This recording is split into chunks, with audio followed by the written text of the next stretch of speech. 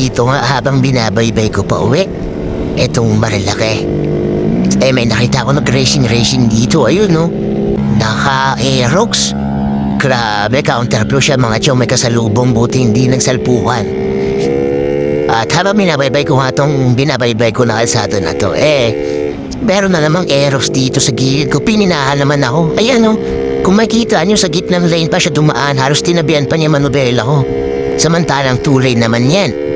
Mahilig sila maglaro, kaya eto, ninais kong subukan din yung motor ko kung kayang umabot sa mga Aerox na yan.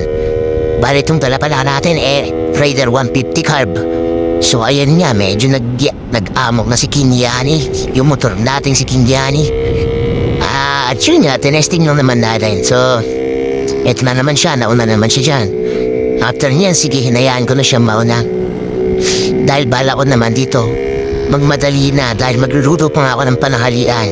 At eto, bilakban ko na.